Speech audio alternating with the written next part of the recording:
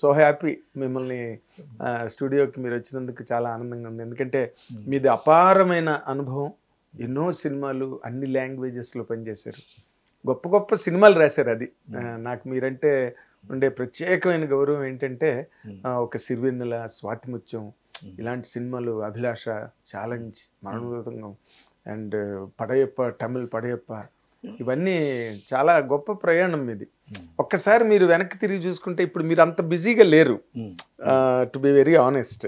అంటే రాస్తున్నారు, వర్క్లో ఉన్నారు, కానీ అన్ని ఆ రోజున మీరు రాసిన సినిమాలు ఏంటి, ఆ ట్రాన్సిషన్ ఎట్లా జరిగింది? ఒక రచయిత అన్నవాడు అనుభవం పెరుగుతున్న కొద్దీ ఆ రచయిత తాలూకా డిమాండ్ అన్నది సినిమా ఇండస్ట్రీలో పెరుగుతుంటుంది, బట్ రచయితలు ఫేడ్ అవుట్ అవుతుంటారు. ఎందుకండి కారణం?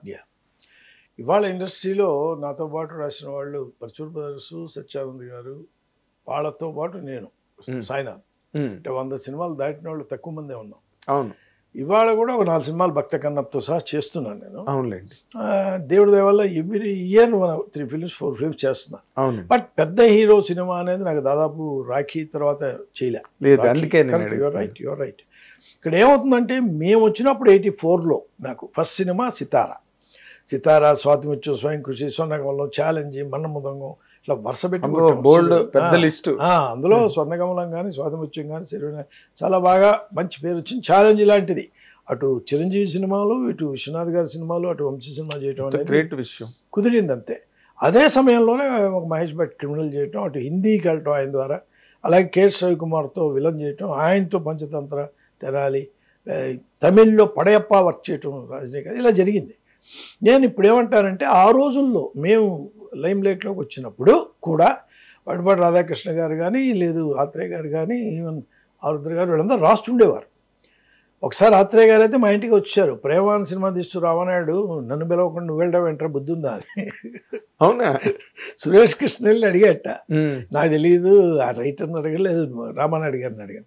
ఎందుకని మా ఇంటికి వచ్చాడు, వచ్చి కూర్చున్నాడు, ఒక కప్పు కాఫీ ఇచ్చారు మా ఇంట్లో మా అమ్మగారు. అప్పటికే నాకు పిలిగాల, రాగానే పెద్ద ఆయన వచ్చారు రా అని. అప్పుడేం మొబైల్ లేవు కదా, నేను కంగారు పడిపోయి దండం పెట్టా. ఏమిటది దండాలి, సరే ఏమిటిది నువ్వు రాయటం ఏంటి, ప్రేమ అని 2 అక్షరాలు ఉన్నప్పుడు ప్రేమ్ నగర్ రాసి నేను బతికుండగా రామానాయుడు సినిమా నువ్వు ఎందుకు రాయాలి, బోల్ రాసుకుంటున్నావు కదా అన్నాడు. మీకు ఎందుకు గురుగారు, మీరు గ్యారంటీగా రాస్తారు, మీరు ఆ సినిమా రాస్తున్నారు అంతే అన్న. అడిపా మధ్యాహ్నం కారు పంపించి రామానాయుడు గారి దగ్గరికి వెళ్ళి పొన్నుస్వామితో మాట్లాడి, ఆయన అప్పుడు 4 గంటలకు వస్తారంటే మళ్ళీ ఏదో పని చూసుకుని రామారావు ఆఫీస్కి వెళ్ళి మళ్ళీ వెళ్ళేటప్పటికి నాయుడు గారు ఉన్నారు. ఏంటి అన్నాడు. ఏంటి సార్ డైరెక్ట్గా ప్రేమ్ నగర్ చేసి నేనుండగా నువ్వెవడరా ప్రేమ రాయడానికి అంటున్నాడు ఆయన. అంటే సురేష్ కృష్ణ వచ్చాడు, నవ్వాడు. సార్ ரொம்ப வாட்டி சொல்லியிருக்காரு சார், பட் என்ன பண்ணுறது நீ தெரியாது, அவர் வீடு அட்ரஸ் கூட சொன்னார், இன்னும் தெரியாదని சொன்னார் సార్, அவர் எப்படியோ కనిపించారు అన్నాడు. ఏదో తెలుసుకోవడం పెద్ద ఇంపాసిబుల్ ఏం కాదు. శంకరాభరణం హౌస్లోనే ఉన్నాను నేను. ఆ ఇల్లు అద్దెకుండి శంకరాభరణం, సాగర సంగమం అవి చేశాక వాళ్ళు సొంత ఇల్లు కనుక్కొని వెళ్ళిపోయారు. వాళ్ళు 10 నెలలు వెళ్తున్నారంటే వాటికి అడ్వాన్స్ ఇచ్చి ఆ ఇల్లు బ్లాక్ చేసి మా ఫ్యామిలీని షిఫ్ట్ చేశారు. ఇట్లా కుదిరింది అంతే. సరే ఈయనతో ఏంటంటే నాకు రచన సహకారం అయింది, మాట్లాడేయండి, డబ్బులు అనుకో 10,000 ఇచ్చారు, ఆయన ఏదో రాసిన చేసి మాట్లాడి ఉంటుంది, రచనా సహకారం నా పేరు ఉంటుంది. Okay, correct. నేను ఎందుకు చెప్తున్నానంటే ఒక సాయినాథ్ అనే బచ్చాగాడు కొత్తగా వచ్చి రాస్తుంటే వాడిని ప్రేమనగర్ రాసిన ఆయన వదిలి సాయినాథ్కి స్వర్ణకమలం బారాశుడు ఇది రాస్తాడని ప్రేమ ఇవ్వటం, సురేష్ కృష్ణ నా దగ్గర రావటం, ఆత్రేయ గారు ఉండగా, అంటే హ్యాపెన్స్. అలాగే ఇవాళ కూడా ఎవరైతే ఉన్నావో లబ్ధ ప్రతిష్ఠులైన రైటర్లు అందరూ దాదాపు పరశుడు గారు కానీ, సత్యానంద్ కానీ, సాయినాథ్ కానీ చేస్తుంటారు, చేయకుండా ఉండరు. నువ్వు అన్నట్టు మునుపులంత ముమ్మరంగా వాళ్ళ పేర్లు, వాళ్ళ కథామాటలు అవి ఉండట్లేదేంటి అనే ప్రశ్నకి తరాలు మారే కొద్దీ all the people who are coming youngsters as directors they always prefer youngsters to come up. కాబట్టి అందులో ఇప్పుడు నీకు తెలుసు 10 ఏళ్లగా ఒక రైటర్ అనే పొజిషన్ దాదాపు తగ్గింది. ఎందుకంటే ప్రతివాడు రైటర్ డైరెక్టరే. Most of the director they are writers for themselves are మునుపు కన్నా డిఫరెంట్గా 5-6 రైటర్స్ అని ఎంబటి ఉంటారు. బోల్డ్ అంతా ఓటీటీ ప్లాట్ఫామ్లు ఉన్నాయి, టీవీలు ఉన్నాయి, బోల్డ్ అన్ని సినిమాలు చూస్తారు.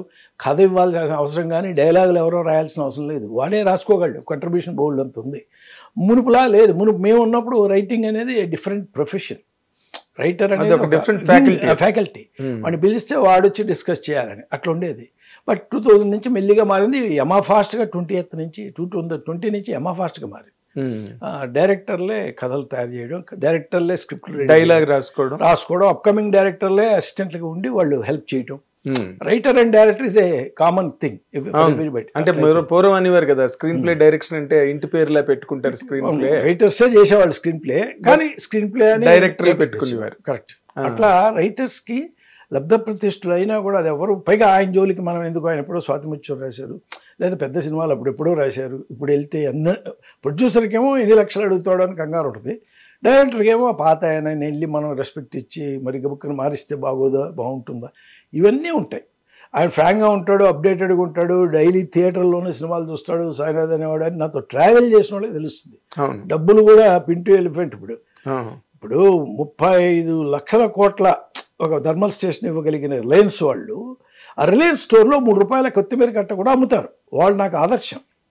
వచ్చే ప్రొడ్యూసర్ వాడి బడ్జెట్ బట్టి వాడి ఫీజు ఉంటుంది, అంతేగాని అందరినీ ఒకేలా. అదే కదా సినిమా బడ్జెట్, దాని రేంజ్, వాడికి వచ్చే ప్రాఫిటబిలిటీ అన్నీ ఉంటాయి. మనం అడిగేటప్పుడు డెఫినెట్గా డబ్బులు తీసుకుని చేస్తాం, కానీ దానికి ఒక పద్ధతి ఉంటుంది. ఓకే, అది తెలియదు కదా, చాలా మందికి తెలియదు. అంటే ఇప్పుడు మీరు ఇందాక అన్న పాయింట్లోనే, అంటే డైరెక్టర్లే స్క్రిప్ట్ రాసుకోవడం, డైరెక్టర్లే డైలాగ్ రాసుకోవడం, ఎందుకంటే అలా లేకపోతే డైరెక్టర్కి ఎఫిషియన్సీ లేదనుకునే రోజులు వచ్చేసాయి. కరెక్ట్. అంటే రైటర్ మీద ఆధారపడతాడులే ఇప్పుడు, అంటే గబుక్కుని తనంతట తను రాసుకోలేడు, తనంతట తను ఆలోచించలేడు అనేది మైనస్ పాయింట్ అవుతుంది అన్నది ఒకటి ఏదైనా ఉంది. ఇవాళ మన హీరోలు అంటే ఇప్పుడు చిరంజీవి గారు, నాగార్జున, వెంకటేష్, బాలకృష్ణ గారు మనం చూసి తరమే. బట్ రామ్ చరణ్ కానీ, ప్రభాస్ కానీ, అల్లు అర్జున్ కానీ, ఇప్పుడున్న బ్యాచ్ అందరూ కూడా యంగ్స్టర్స్ ఎవరైతే సక్సెస్ ఇస్తున్నారో వాళ్ళందరూ కూడా రైటర్ అంటే డైరెక్టర్ రైటర్ అనే ఫీలింగ్ డెఫినెట్గా 100% వాళ్ళ ఫీలింగ్ ఉంది. ఎందుకంటే వాళ్ళే కథ తెచ్చుకుంటారు, వాళ్ళు వినిపిస్తారు, వాళ్ళే స్క్రిప్ట్ రెడీ చేసుకుంటారు, స్క్రిప్ట్ వాళ్ళు వినిపిస్తారు, కరెక్షన్స్ వాళ్ళు చేస్తారు. వాళ్ళకు బ్యాచ్ ఉండని ఎవరు ఉండని, he's the leader of the team. అంతే కదా, దానిలో ఆ టీంలో ఎవరు రాసినా అంతే, బట్ డైరెక్టర్ అకౌంట్లోకే వస్తుంది. అంతేగాని మీ దగ్గర కథ ఉందా అని అడిగే ప్రశ్న ఇవాళ అవసరం లేదు. ఆ పరిస్థితి లేదు, ప్రొడ్యూసర్కి లేదు, డైరెక్టర్ లేదు, పర్టికులర్గా హీరోస్కి అస్సలు లేదు. బట్ ఆ విషయంలో రాజమౌళి గారిని మెచ్చుకోవాలి కదండి. ఆయన సినిమాలు తీసే వాటికి బుర్రా సాయి మాధవ్ గారు కూడా డైలాగ్ ఇస్తారు. ఎందువల్ల అంటే ఎం రత్నం ఆయన రాసేవాడు. ఎందుకంటే విజయేంద్ర ప్రసాద్ గారు కథ ఇవ్వగలడు, క్యారెక్టర్స్ ఇవ్వగలడు. కథ ఫ్లో, సినిక్ ఆర్డర్ అంతా కూడా రాజమౌళి గారు, విజయేంద్ర ప్రసాద్ గారు కలిసి సెట్ చేయగలరు. కానీ డైలాగ్ నేను రాయను బాబు, ఎవరితోనో రాయించని ఎం రత్నాన్ని ఆయనే ఎంకరేజ్ చేశారు. చాలా గ్రేట్. ఆయన రాస్తానంటే ఎవరు వద్దంటారు? కానీ ఆయన ఏ రోజు రాయలేదు, కథ ఇచ్చారు కాబట్టి ఆయన కూడా రాయదలుచుకోలేదు, రాయలే. అలాగా రాజమౌళి గారు అది కంటిన్యూ, ఆ ట్రెడిషన్ కంటిన్యూ చేశారు. ఎం రత్నం కానప్పుడు సాయి మాధవ్ బుర్రా న్యాచురల్గా ఆయన కంటిన్యూ చేస్తారు. సో ఆ రైటింగ్ ఫ్యాకల్టీ అన్నది ఫ్రాంక్గా చెప్పాలంటే మాటల రచయితగా సాయి మాధవ్ బుర్రాయే గార్డ్. లాస్ట్ తర్వాత రాను ఎవరు లేదు. 10 ఏళ్లగా కొత్త రైటర్లు ఓన్లీ రైటింగ్ అనేది తక్కువ, బాగా తక్కువ. ఇప్పుడు ఆయన మహానటికి ఆయన రాశారు, గౌతమి పుత్ర శాతకర్ణికి ఆయన రాసినట్టున్నారు. అవునవును, పెద్ద సినిమాలు, భారీ ఎత్తు సినిమాలకి. యాక్చువల్గా ఇవాళ ఒక సినిమా కనుక హిట్ అయితే ఏ రైటర్ అయినా వెంటనే డైరెక్షన్కి వెళ్ళటం అనేది మామూలు అయిపోయింది. మునుపులాగా రైటింగ్ ఫ్యాకల్టీ నమ్ముకుని 100 సినిమాలు రాస్తారు, దీనిలో జరగదు నాకు తెలిసి. 100 రాయటం అనేది ఏ రైటర్ కూడా